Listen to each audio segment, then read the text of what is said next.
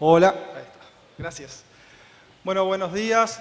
Muchas gracias a la organización del seminario por permitirnos nuevamente estar formando parte de estos eventos que convocan tanta gente, tantos productores con los que trabajamos diariamente y poder mostrarles en este caso, en esta charla, cuál es para nosotros y fruto del trabajo que hacemos diariamente el potencial de producción que tienen estos sistemas ganaderos de la región NEA.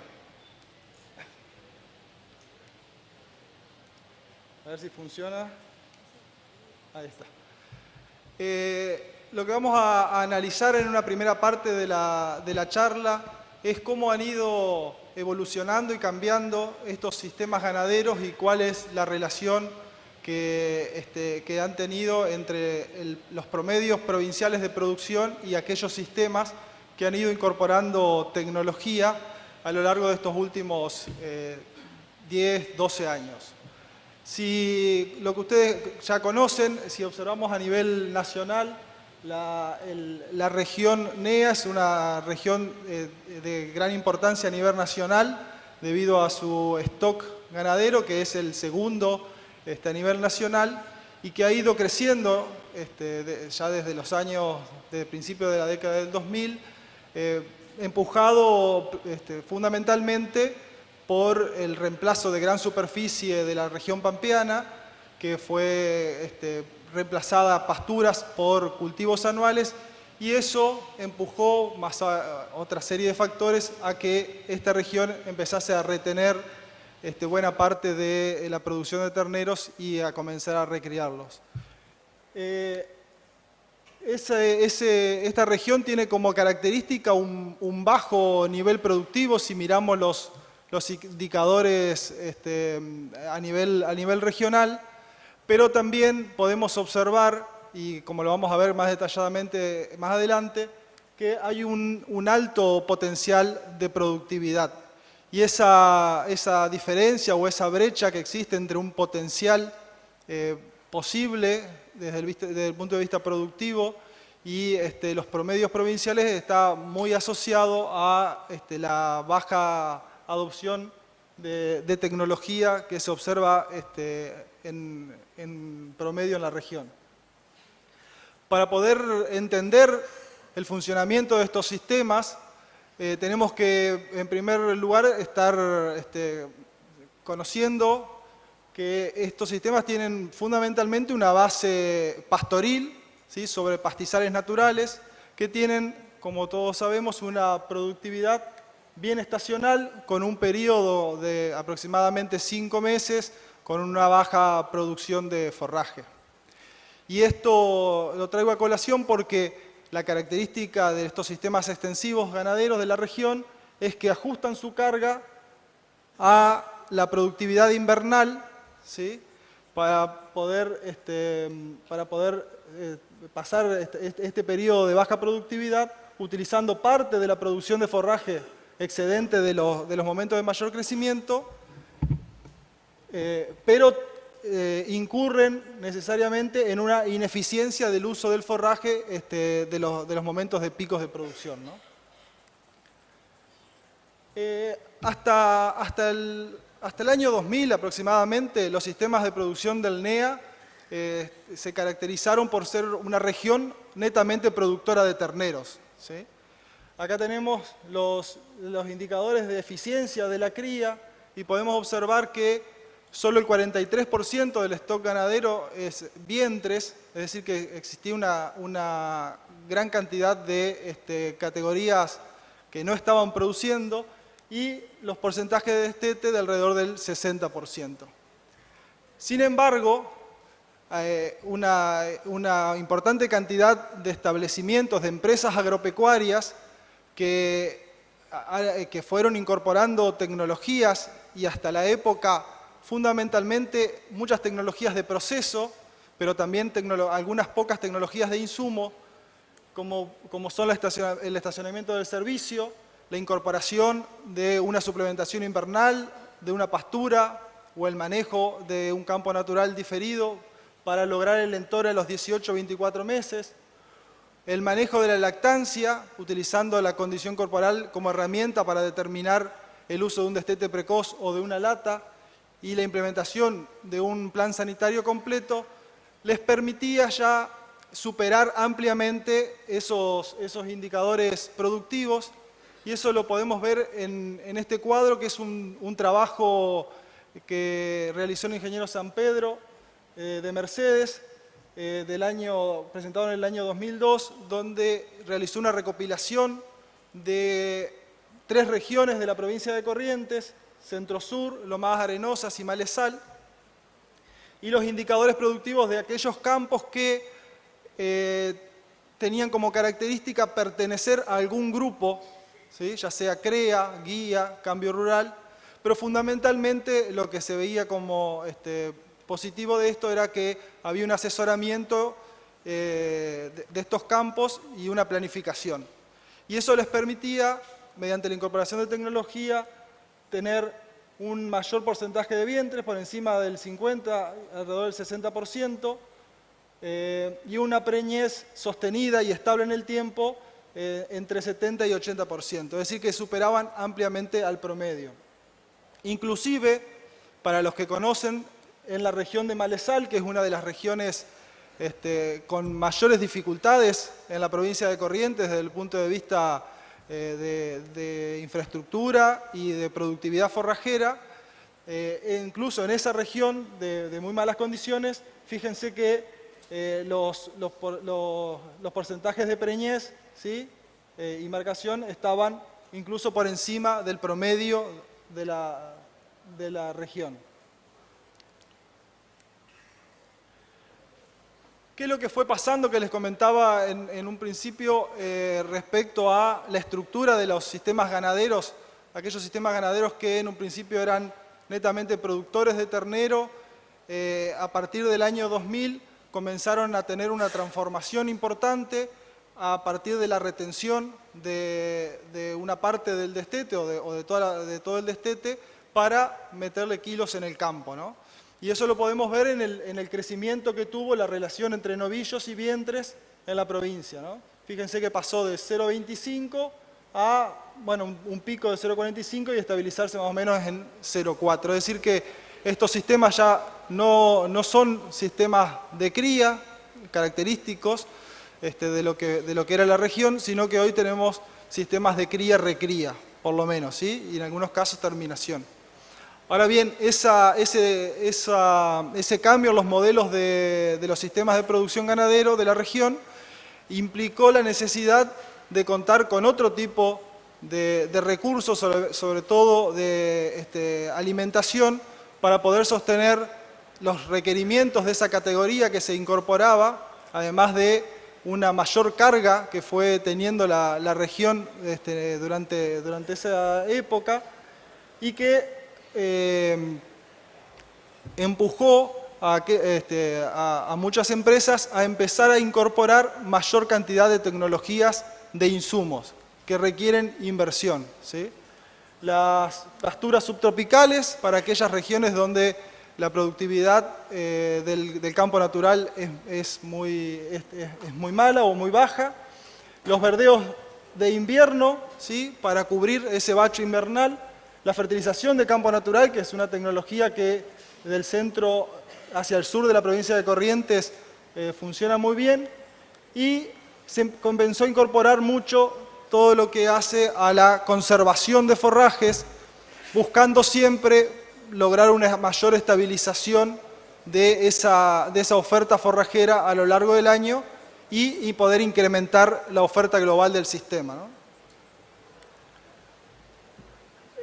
Entonces, se vio, digamos, en estos últimos años, acompañado con esta incorporación de tecnologías, un proceso de intensificación en empresas que incorporaban la tecnología, que también fue en un contexto donde se fueron dando otras cuestiones relacionadas, por ejemplo, al incremento del valor de la tierra y la presión impositiva, que llevan a repensar cuál es la productividad del recurso sobre el que estoy trabajando.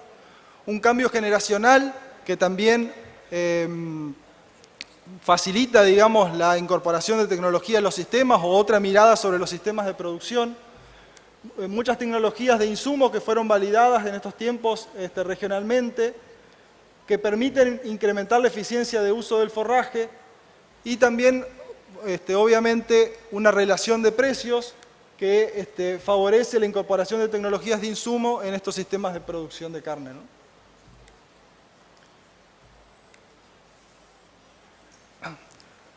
Un poco entonces, ¿cómo vemos o cómo creemos que la productividad de estos sistemas de producción en este contexto puede incrementarse y ser sostenida en el tiempo?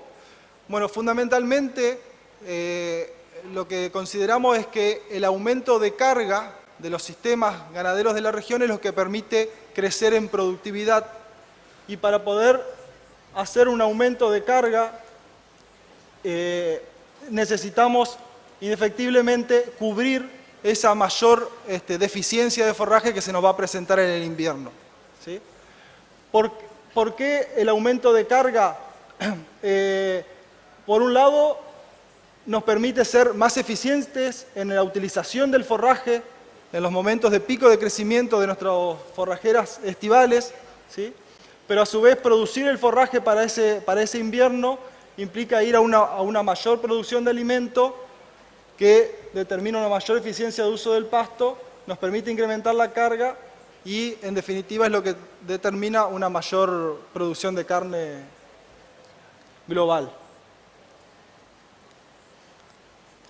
Si nosotros, como ha sucedido, digamos, en buena parte de la región, si nosotros avanzamos en un aumento de carga sobre el recurso y no generamos esta tecnología o no incorporamos esa tecnología que implica inversión, que implica gasto, para poder cubrir ese bache invernal, este aumento de carga no es sostenible en el tiempo y tenemos serios riesgos de deteriorar el recurso forrajero, que es el de mayor importancia y el más barato para nuestro sistema, ¿no? ¿Y por qué, desde el punto de vista económico, por qué hoy podemos estar pensando y hablando de incorporar insumos a los sistemas de producción para hacerlos más intensivos? Bueno, un poco me gustaba esta gráfica que la pedí prestada a Mariano Picio, que es un asesor CREA, donde él analizó distintos niveles de intensificación sobre los sistemas ganaderos de la región, utilizando información económica para cálculo de margen bruto anterior y con precios actuales. Y lo que podemos ver es que con precios anteriores, si queríamos avanzar en la intensificación, teníamos un techo donde a partir de ahí empezaba a haber una caída importante y ahora podemos irnos más adelante en los niveles de intensificación sin perder en el margen bruto de los sistemas, del establecimiento, ¿no? También se da a nivel regional ciertas oportunidades que permiten poder incorporar estas tecnologías, como es el avance de la superficie forestada y la posibilidad de incorporar en los sistemas ganaderos sistemas silvopastoriles, ¿sí?, que permiten otra estructura y la incorporación de pasturas para incrementar la producción de forraje y para categorías estratégicas.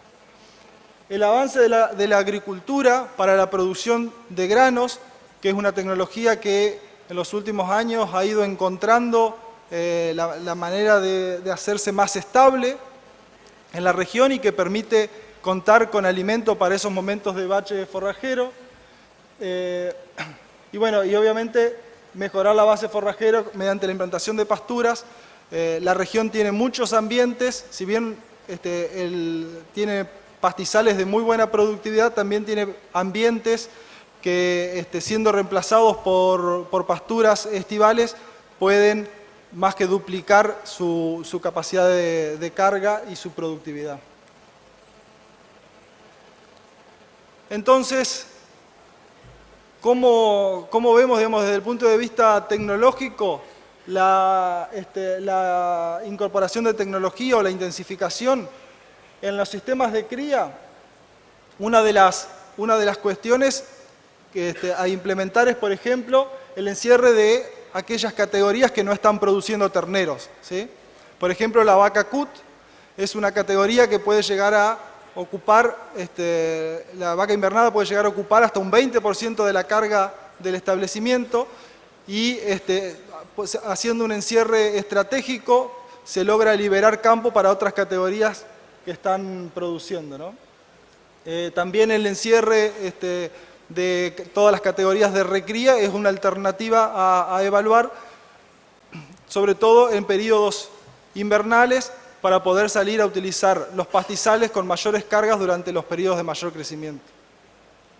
Bueno, la reducción de la edad en tore es fundamental para nuestros sistemas por el alto impacto que tiene, y en esto les muestro acá en este cuadrito que podemos observar, es un cuadro de doble entrada, ¿no? Donde tenemos el porcentaje de destete, ¿sí? Entre 55, 65 y 75, y la edad en tore, y estas dos variables cómo impactan sobre la cantidad de terneros cada 1000 hectáreas de un sistema de cría.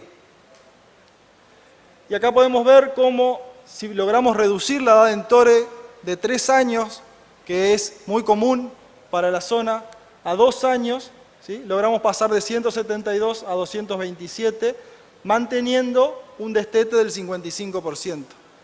Reducir la edad en tore para nuestra zona implica planificar una alimentación que permita ganancias de peso adecuadas para llegar a los 2 años, que puede ser a través de la implantación de una pastura o planificar una suplementación. Es decir, son tecnologías relativamente fáciles de implementar. Fíjense, si nos mantenemos en 3 años y pasamos de 55 a 75% de destete, prácticamente tenemos el mismo impacto, 234, que si nos hubiésemos mantenido en ese destete y reducido la edad en tore. Ustedes saben, todos conocen, que pasar de 55, es decir, 20 puntos en el porcentaje de destete, implica una cantidad de otras tecnologías a coordinar bastante más, más complicadas que el solo hecho de reducir la edad en tore.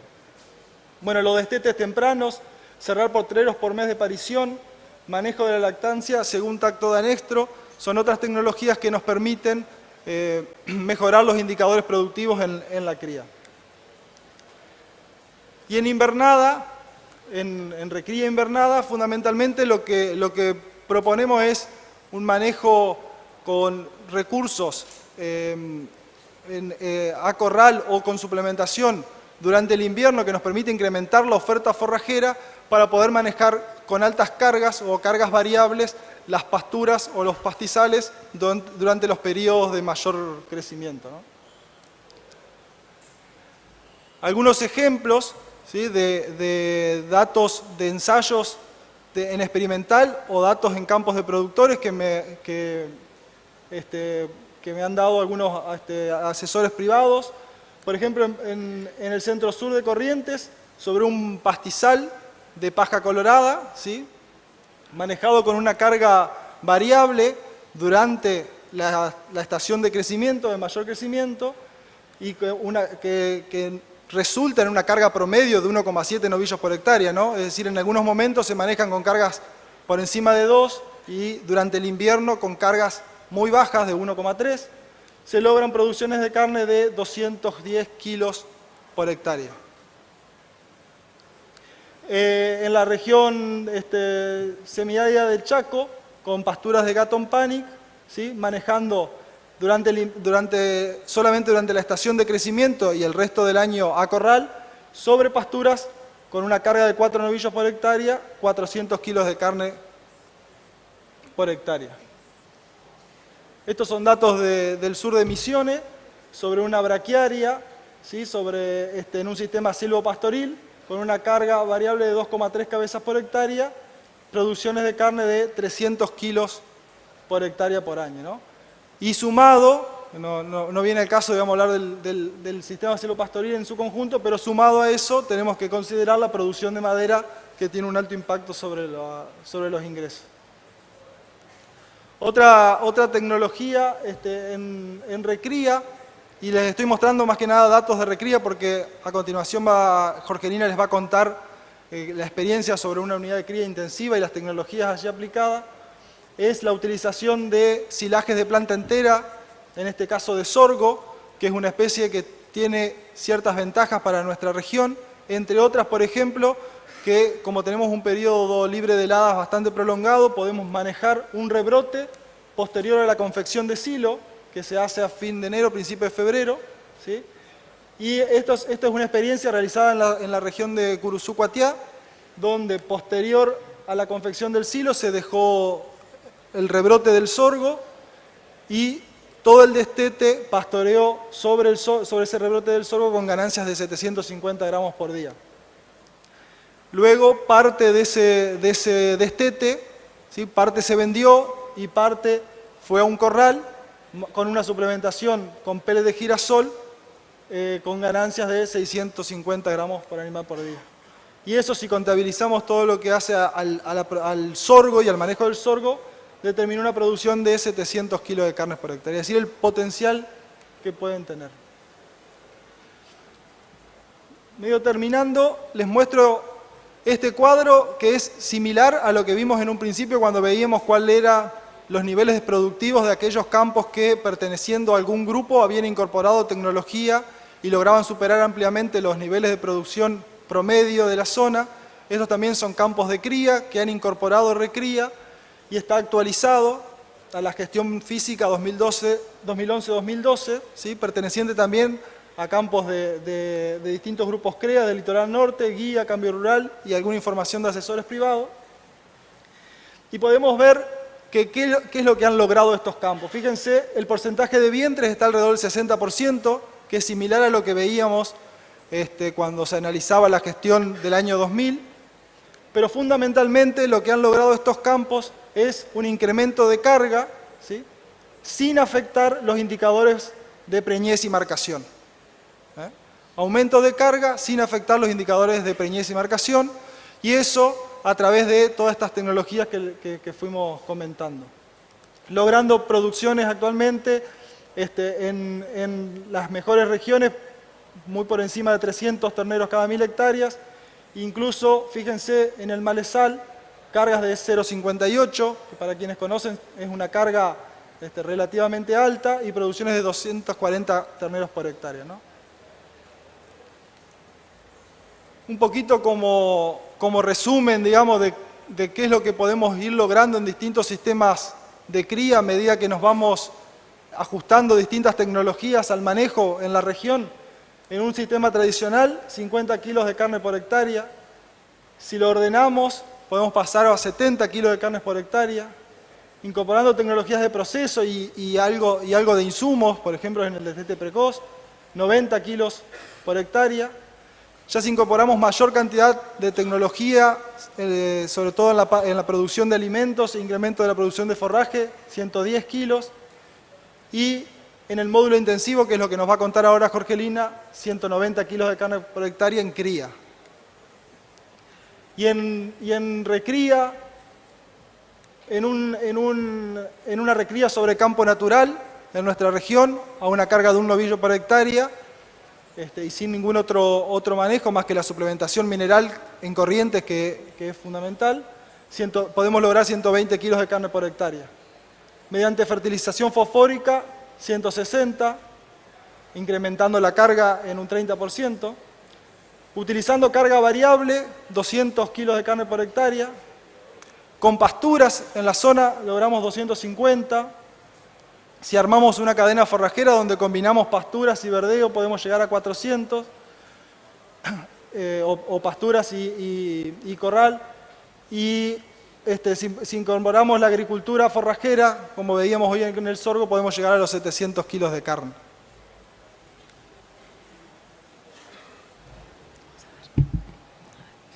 Buen día.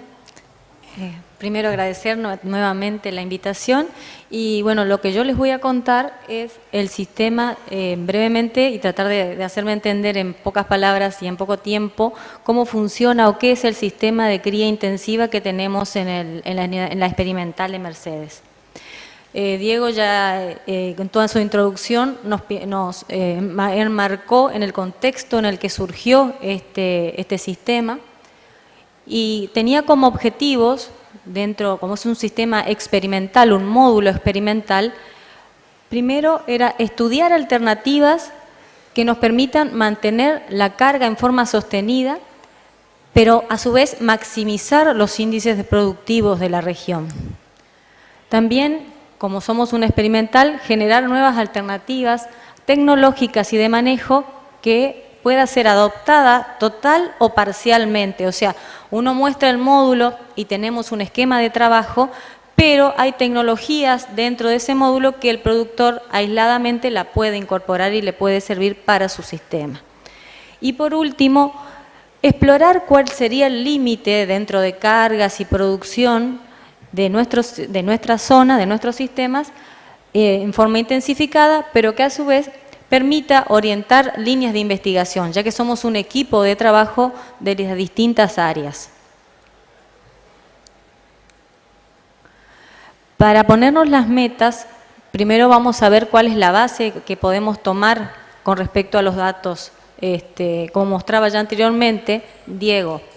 En un sistema, yo tomé como un sistema, modelo de sistema que fue publicado por el Grupo de Economía del Centro Regional Corrientes del INTA, Acosta y colaboradores, donde la carga de ese sistema está en 0,61 EB, la preñez está en 73%, destete 67%, los terneros producidos cada 1000 hectáreas están en 290 y en los kilos de carne son de 64,5 kilos por hectárea. El otro modelo que yo tomé es el sistema de cría con mayor intensificación, que es el sistema cría extensiva que tenemos en la unidad experimental hace muchísimos años, donde está estabilizado en una carga de 0,65 B, porcentaje de preñez 90, destete 85, 400 terneros cada 1000 hectáreas y la producción de carne en 90 kilos por hectárea. Entonces, las metas que son superadoras y tratamos de duplicar esos índices son de 200 kilos de carne, mantener una carga superior a 1 EB, porcentajes de preñez y destete también mantenerlos en óptimos, no bajar. Después 800 terneros cada 1000 hectáreas, pero que esos terneros no salgan livianos, sino que tengan un peso promedio de 160 kilos. Bueno, vamos a tratar de hacerme entender con el planteo forrajero. Nosotros son 137 hectáreas que están divididas en el 69% está basado en campo natural fertilizado, que es esta foto.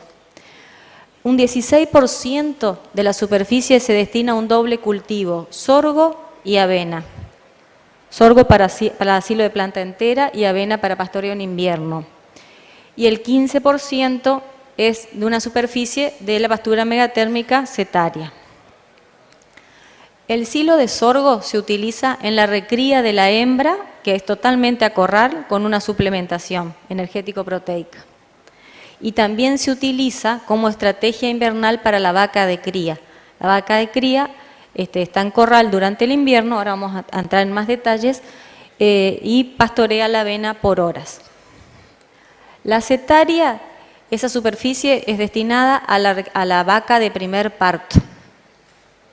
Y el campo natural es aprovechado en su crecimiento óptimo, digamos, de primavera, verano y otoño para la vaca adulta. Ahora lo vemos. Ahí está. Bueno, vamos a ver el manejo del rodeo. Vamos a empezar ordenadamente por la recría de la hembra.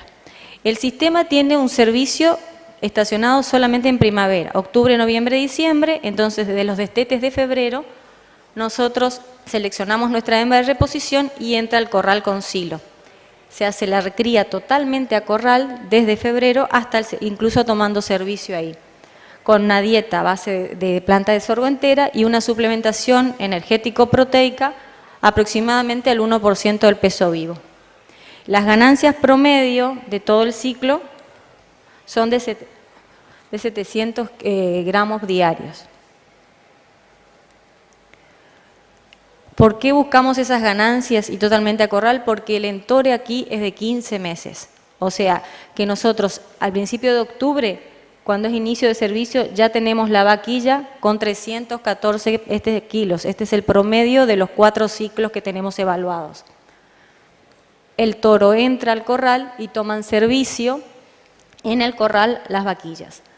El toro, por supuesto, como es un toro, es un único toro, está testeado tanto en capacidad de servicio como calidad seminal, para no correr riesgos. El peso inicial de servicio está en 310, 314 y el peso final 340. El servicio es de 2 meses. Hoy le comenté que el servicio era 3 meses, octubre, noviembre y diciembre, excepto en la vaquilla de 15 meses, porque no queremos tener pariciones tardías, no queremos tener la ternera con las pariciones cola en esta categoría, porque ahora vamos a ver el manejo que hacemos con las vacas de primer parto. Y el resultado promedio de estos años es de una preñez del 80% en esta categoría. Una vez que la vaca de 15 meses toma servicio, en febrero se realiza el tacto y se detecta la que está preñada. La que no está preñada se descarta y la que está preñada pasa a la pastura desetaria.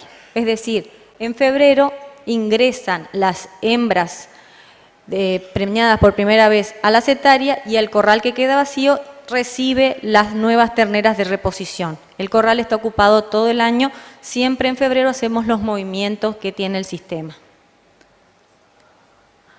Entonces, estas vacas de primer parto son animales que están gestando, continúan su gestación así, animales que van a parir, van a lactar, queremos que se preñen, pero son animales que también están creciendo todavía por la edad.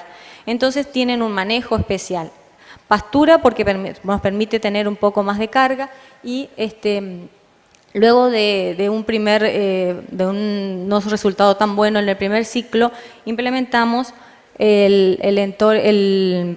la suplementación pre y posparto, o sea, en el invierno la suplementamos sobre esa cetaria o sobre los rollos de cetaria que tengamos disponibles y realizamos el destete precoz a todas las vacas según un momento de parición. O sea, las que nacieron cabeza hacemos en octubre, fines de octubre, y la aparición cuerpo en noviembre. Volviendo para atrás. Las vacas toman servicio, o sea, van a parir en cetaria y también ingresa el toro y el servicio lo toman en esta pastura de cetaria. El servicio es octubre, noviembre, diciembre. También como ingresa un solo toro por la cantidad de animales, es un toro testeado con aptitud buena. La carga de la pastura es de 1,2 EB promedio, ¿no? Y la preñez con este sistema de alimentación y manejo de destete precoz de esta categoría, en el último ciclo la hemos estabilizado y logrado el 95% de preñez en esta categoría, segundo servicio. Una vez que está en febrero, estamos en cetaria, se detecta preñez, esa vaca de segundo parto vaya a pasar al campo, entonces forma parte del rodeo general. Llamamos vaca adulta o a partir del tercer servicio. La vaca adulta, como ya les anticipé, está en primavera, verano y otoño en campo natural fertilizado. El campo se fertilizó en 2 oportunidades, al inicio del módulo en el 2010 y en el 2013 con fosfato diamónico, y tiene una carga de 1,1 EB por hectárea. Y luego en el invierno la vaca ingresa a corral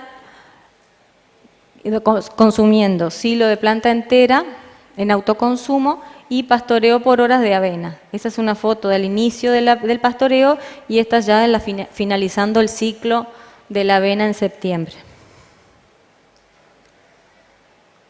Bueno, resumiendo, entonces es lo mismo, nada más que un poco más esquemática para que nos ubiquemos. Entonces, como decíamos, verano, otoño en campo natural, en cierre en el invierno y en octubre, noviembre, diciembre, donde se realiza el servicio, ocurre a campo natural. El manejo reproductivo y tratamiento de lactancia se hace según la evaluación ecográfica de anestro y condición corporal que se realizaba ya anteriormente en el sistema de cría. Estos son los resultados productivos de los 4 ciclos. El primer ciclo es un poco diferente porque cuando comenzó el módulo todavía no estaba implementado el silo y entonces teníamos un poco menor carga, digamos, por eso si vemos la evolución de los tratamientos de lactancia, fuimos incrementando. Entonces, cuando comenzamos a estabilizar el sistema con corral con silo y pastoreo por ona, vemos que si vamos a porcentaje de preñez, mantenemos el porcentaje de preñez entre un 87 y 89%. Muy buen porcentaje en la vaca adulta, y esto fue lo que yo le comentaba, que en la de segundo servicio empezamos a implementar el destete precoz a toda la categoría y a la suplementación estratégica en el invierno. Entonces, fuimos mejorando desde 82 hasta el 95% en el segundo servicio de este último ciclo. Y esa vaca que en el segundo servicio nos pasó la factura, siguió pasando la factura en el tercer servicio. Y esta vaca que mejoramos en el segundo servicio, también mejora en el tercer servicio. O sea, vamos mejorando nutricionalmente las características de nuestra vaca adulta y esto va a tener repercusión en su vida posterior como vientre. Con respecto a los tratamientos de lactancia, vemos que se fue incorporando la tecnología del destete precoz para mantener esos índices productivos, sobre todo porque en el último ciclo, una es porque se incorporó el destete precoz a toda la hembra de primer parto, y el segundo, porque también el último, digamos, tomamos la decisión de destetar precozmente a todo lo que era la vaca CUT, también para mantener un poco la carga y bajar un poco la carga y mantener el balance forrajero que estaban sufriendo una sequía en ese momento.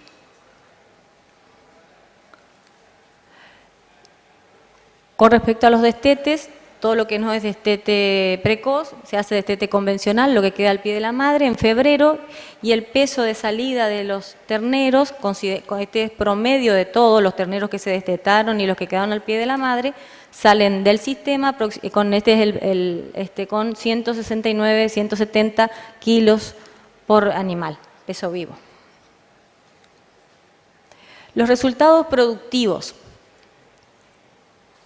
Si recordamos las metas que nos habíamos propuesto de carga, producción de carne, de primer servicio, preñez global, destete, producción de terneros y peso de los terneros, vemos que a medida que fueron transcurriendo los ciclos, logramos mejorar, aumentar la carga, y eso se vio reflejado en los mayores índices de producción de carne por hectárea, llegando a 200 kilos el último ciclo.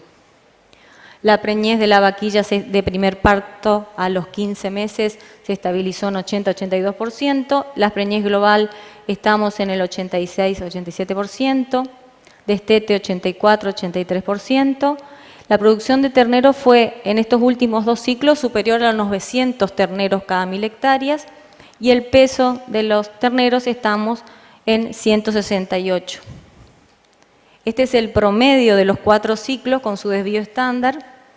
Entonces la carga 1-2, la producción de carne estamos en 193, 80% de preñez en las de 15 meses, 88 en la global, 83,5 de destete, 820 terneros cada 1000 hectáreas y 170 kilos del peso de salida de los terneros.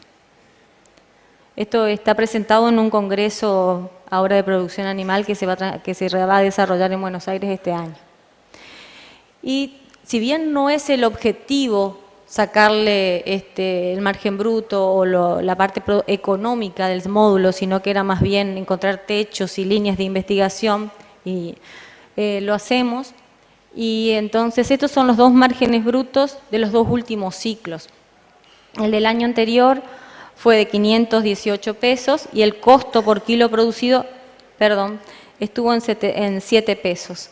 Este año, este último ciclo, el margen bruto está alrededor de los 1.000 pesos por hectárea y el costo por kilo producido llegando a los 12 pesos por kilo producido. ¿Y cómo se distribuyen estos gastos? Básicamente el silaje de sorgo es el que más aporta los gastos, luego de la alimentación y verdeos.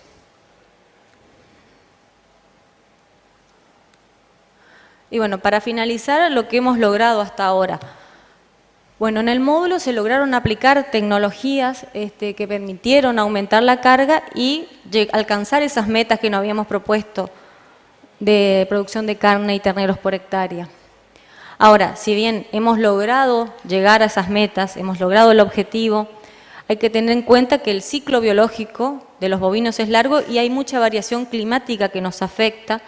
Por eso es importante que se entienda que esto es un módulo que necesita evaluación y que seguimos estudiándolo y que hay que poder comprobar la sustentabilidad no solo productiva, sino ambiental también de un módulo tan intensivo.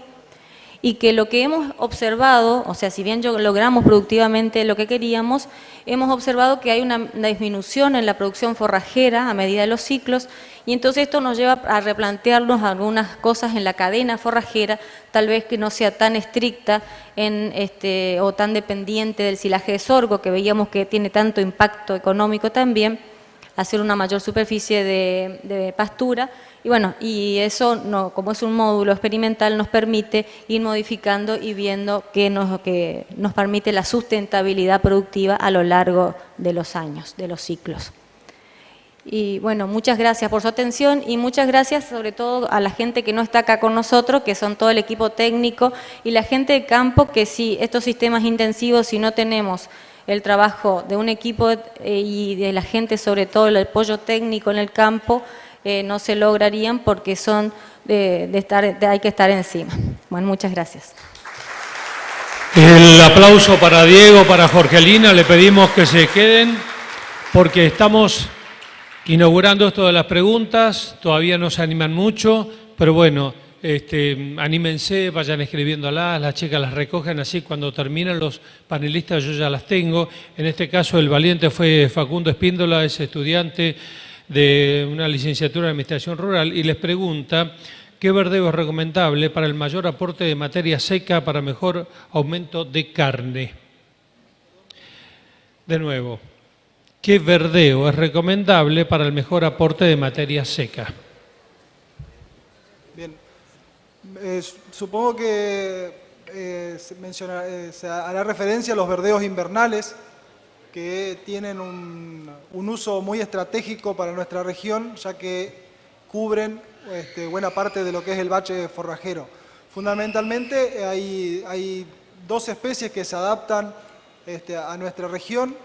El raigras anual es una especie que ha demostrado tener muy buenas características de adaptación, sobre todo en la región hacia el sur, digamos, de la provincia, aunque hemos tenido experiencias de muy buenas producciones de raigras en suelos más al norte, donde pensábamos que no podía llegar a tener buen potencial, y avena, avena estrigosa, avena negra o avena blanca, que hoy en día contamos con materiales de muy buena adaptación, sobre todo en avena blanca. Un problema hasta hace varios años eran enfermedades foliares. Hoy en día contamos con especies que tienen muy buena resistencia a enfermedades fúngicas y que tienen un ciclo de producción un poco más homogéneo y largo que las avenas negras, que son bastante acotadas en el tiempo. Bueno, ahora sí se animaron, hay medio kilo de preguntas. Les quiero recordar que esto está en vivo por revistachacra.com.ar, también por agritotal.com. Hasta este momento ya estamos en 320 personas por Agritotal, 260 más por Revista Chacra. Esto, bueno, irá creciendo desde cualquier lugar del mundo. Las personas que están en este momento en foro están en Uruguay, Paraguay, Colombia, Bolivia y Argentina. Bueno, para Diego, si el destete aumenta un 20%, ¿no aumenta mucho más la demanda de recursos de la cría intensificada? mucho más que el... Bueno, yo creo que el planteo, digamos, que uno intenta transmitir en cuanto a el incremento en la demanda es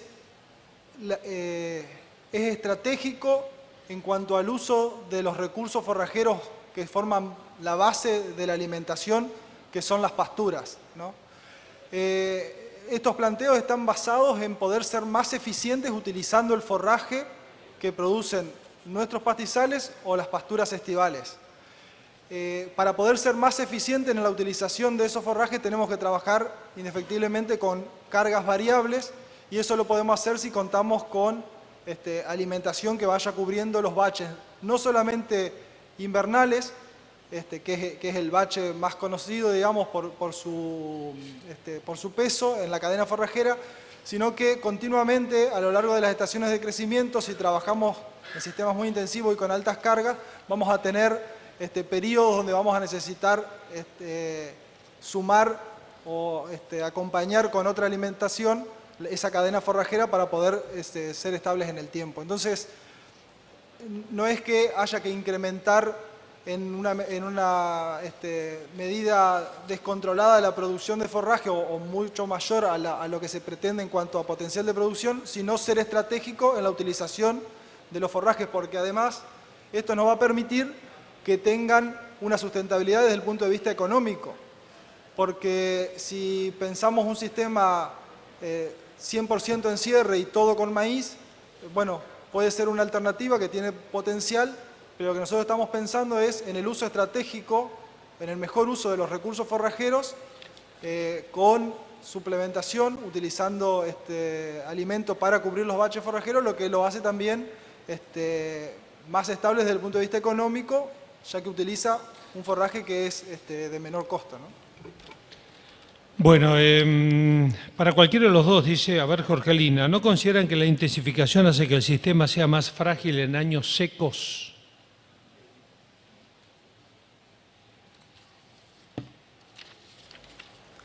Bueno, sí, evidentemente eso es lo que decíamos, que la inestabilidad climática es mucho más sensible a todos estos sistemas.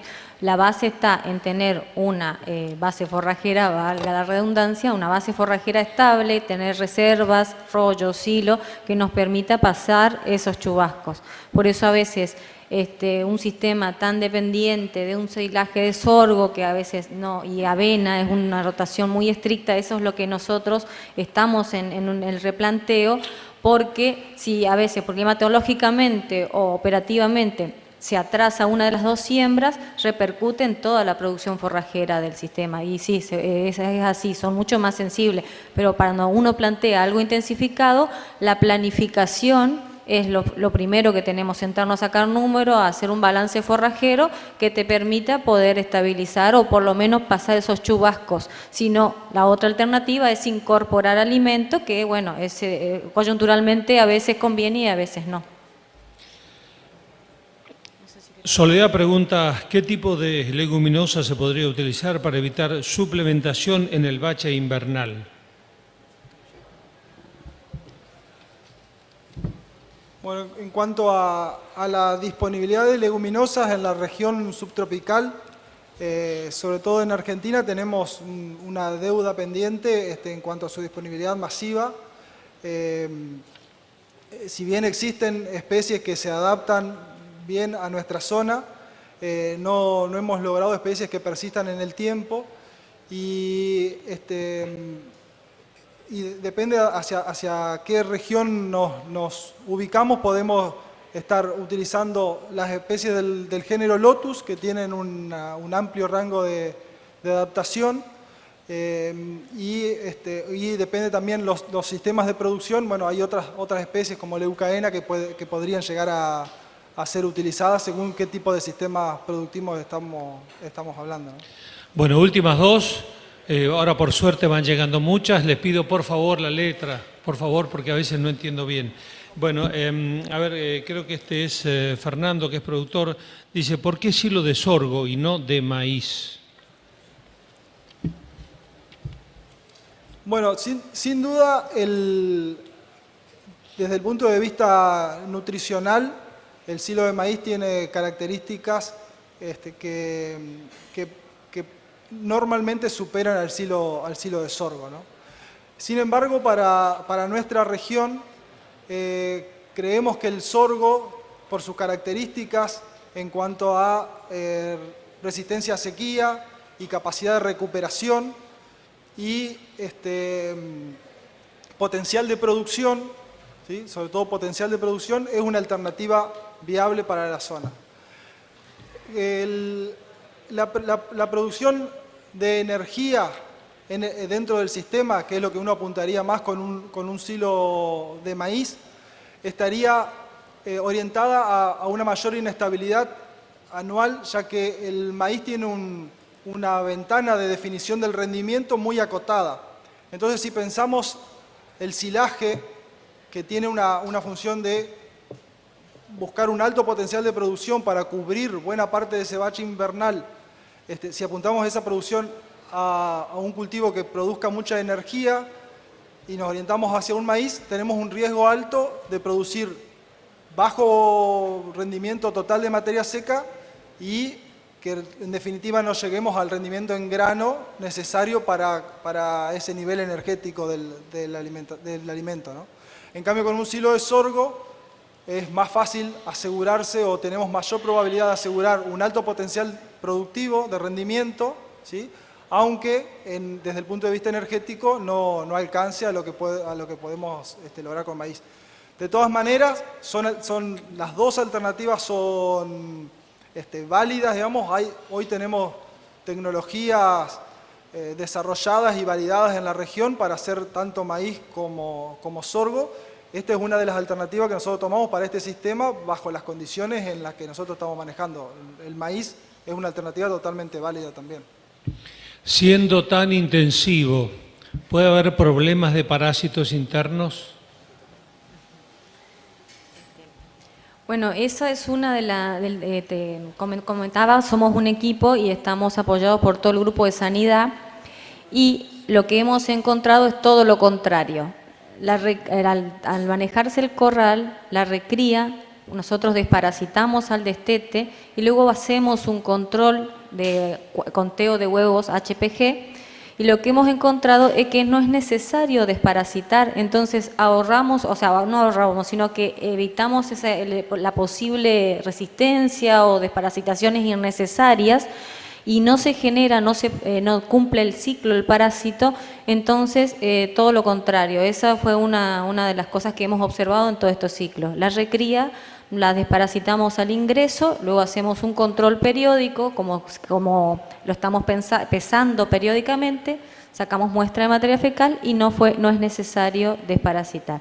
Lo que sí seguimos un plan estricto sanitario con respecto a todo lo otro, virales, queratoconjuntivitis y todo eso, porque el corral, el hacinamiento en este caso o en cualquiera, puede estimular o hacer rebrotes de ese tipo de enfermedades, pero con respecto a los parásitos, no.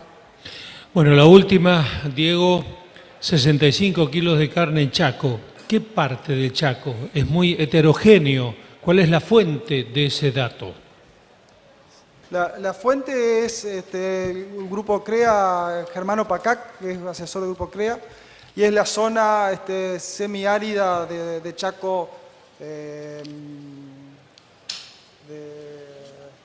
la zona de las Breñas hacia el sur. Zona de montes, una zona bastante sucia de montes cerrados. Bueno, muchas gracias Diego Mendersky y Jorgelina Flores, muchas gracias. Un fuerte aplauso para ellos. La disertación fue Intensificación de la cría bovina en el NEA.